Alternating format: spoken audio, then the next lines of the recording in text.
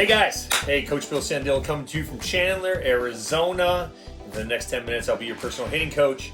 Today, we're going to revisit a topic because I was doing a bunch of a hitting analysis over the weekend. The one question I got with metrics is, what is the most useless metrics you see out there, and how much should metrics play a part in my development? Let's not chase a useless metric. It doesn't matter what your exit velo is. There's not a college coach, a recruiter, anybody that's going to care that you can hit 95 off the bat at 13 years old.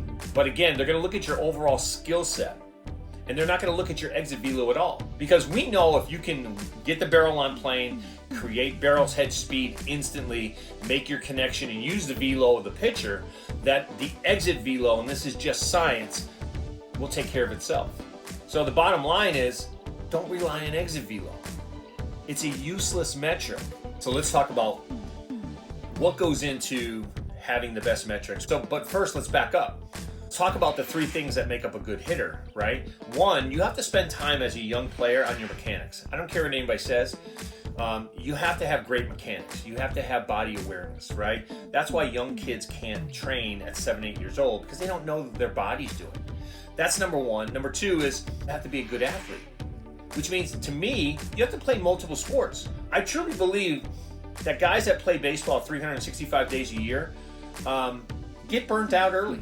To stay physically active, these other sports help you with the toughness that goes into baseball, both mental and physical. Now, the third thing is you have to make good decisions, and this is why becoming a mental coach 20 years ago, I knew that the mind played tricks on everybody, because we have to handle the pressure of live game situations, right? But you have to make good decisions in the box.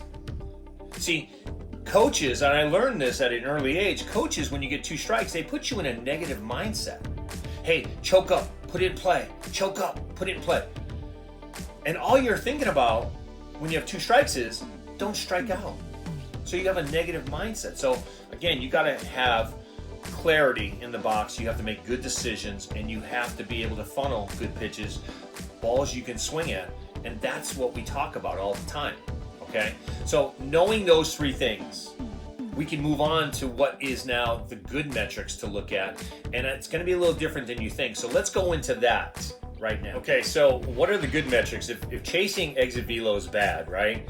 What are some of the metrics that we're trying to look at? Once you're set, and I see this in a lot of players, they talk about timing. I got to make sure that I'm ready to launch the barrel when the pitcher's ready to release. Okay, so ready at release, barrel head speed. Now, we talk about hand speed. Everybody talks about hand speed because everybody talks about knob to the ball. Let me push my knob to the ball, okay, in this fashion. That doesn't equate to what the barrel is doing. Do I get my barrel up to speed instantly? And do I get it on plane? So that's the metric that I use, is can I get the barrel on plane, and can I get it up to speed instantly? We call that barrel quickness.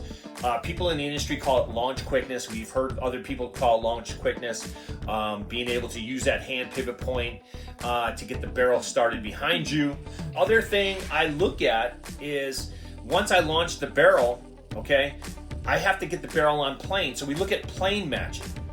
So one of the things we don't talk about is, because the ball is moving from release point of the pitcher to, if it's a curveball, it's a 12-6. It may have a 12-degree drop. A normal fastball is an 8-degree drop because we're on a pitching mound. So my barrel, and Ted Williams talked about this in the 50s, my barrel has to be on plane. I have to do what is called plane matching, right? So launch quickness, barrel quickness, to get on plane early, to match the plane of the pitch ball, and then I can use that hand pivot point and whip the barrel through the zone. Now, that's going to give you another metric, which a lot of people don't like to talk about, which is launch angle, right? Now, you don't teach launch angle. Every ball hit has a launch angle, but I will tell you this. If you work on getting on plane early, which is getting the barrel started behind you, right, in a rearward motion, and you can plane match, you're going to have optimal launch angles, which we know is about between 18 and 25 degrees. If a guy hits 95 off the tee at a 10-degree launch angle, he's hit the ball 100 feet. Okay, because you get these coaches that say, I want you to hit the ball, I want you to hit line drives. Well, nobody in a game can hit line drives. It's a byproduct of how your barrel's going to get on plane and how you've worked your barrel and you've developed the same launch to different pitch levels, how the ball enters the hitting zone. But what you can practice is the same launch on different pitches. So all things considered equal, right? 95 miles an hour off the bat at a 10-degree launch angle, you hit the ball 100 feet. If I change that launch angle to 25 degrees, now I've hit the ball 350 feet, and the only thing I changed was my launch angle. The only thing I changed was my launch to connection, where I developed my launch angle. And I always tell people, you develop your own launch angle. And even though launch angle is created on every ball hit, there is better launch angles than the other. So when coaches keep preaching, hit down on the ball, get the ball on the ground, hit line drives in the cage, it's useless. You're setting kids up for failure. Hitting the bottom of the ball. When I tell people, listen, a ball coming at you at 90 miles an hour, trust me, you're not looking at the bottom of the ball to hit. You're lucky if you can see it. So try to square the ball up.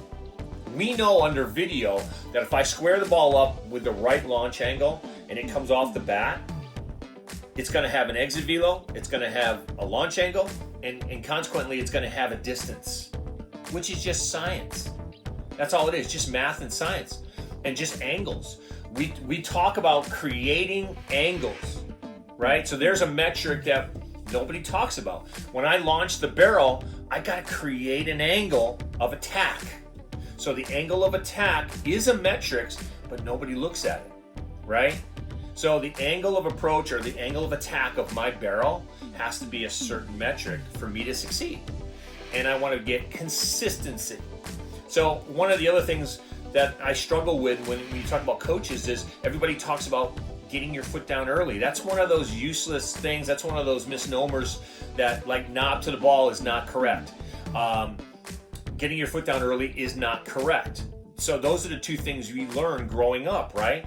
But getting your foot down early could mean that you shifted and now you have to wait to make a decision. You want to get your foot down on time because, again, you want to create one swing one time, and hopefully you'll hit that ball. Guys that swing 4 or 5 times during an at-bat have something wrong with their swing, okay? And that's what needs to be addressed. We need to address the launch, we need to address the angle of approach, the attack angle, and we need to get on plane. So those are things that are just not happening when you see guys swinging 3-4 times in an at-bat. So at the end of the day, those are the metrics. I told you it would be a little bit different, but barrel quickness, plane matching, okay, and consequently having the right launch angle at connection really makes a big difference. And those are the metrics I look for in when you talk about development, and those metrics will play long term. Don't chase exit velo, guys. Listen, hopefully this video helps and it opened your mind up a little bit to something different. So if it did, great. Keep those comments coming. Have yourself a great training week. Talk to you again soon.